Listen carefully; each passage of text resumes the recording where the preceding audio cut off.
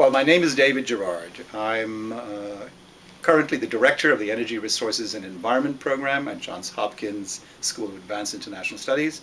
I'm a professor in this field of energy and the environment, and I've been involved in energy and the environment now for over 30 years in a variety and a diversity of institutions. I was in the National Laboratory, I've been a university professor, I've worked in the private sector, and I also was serving the Clinton-Gore administration as the Deputy Assistant Secretary of Energy. I was responsible for all of our bilateral relationships with all major energy producing and consuming countries in energy policy, trade, and investment. I also, most recently, was Vice President of Strategy and Innovation at the Rockefeller Foundation in New York, where I had a chance to get to know many of the foundation decision makers across this country and internationally.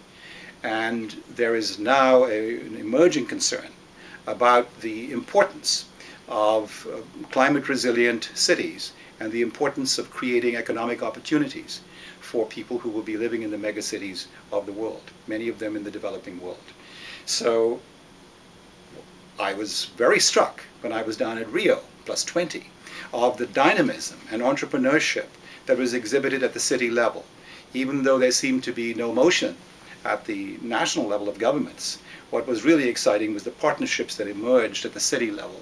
And I was delighted to be able to partner with the US Green Building Council and with ICLEI and with the C40 and with the World Bank and the Environment Ministry of Abu Dhabi, as well as ourselves, on a partnership to expand investment and finance in the cities of the future, which of course leads one to finance, and finance is going to be critical.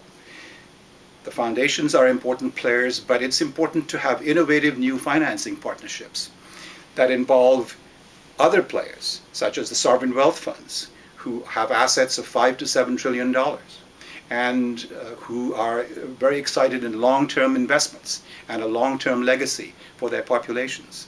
They have not been brought into this arena. While I was at the Rockefeller Foundation, we initiated a series of conversations with them which indicate that they are very excited about this new arena for investment. And so innovative new partnerships is what I could bring to the table with foundations, with sovereign wealth funds, and with the multilateral banks and others. And finally, I'd like to say that I'm deeply impressed by the work of the US Green Building Council, that I've been personally very attached to this institution. I want to further the impact of the US Green Building Council, both in the United States and internationally, and I feel that with my background, I can make this happen.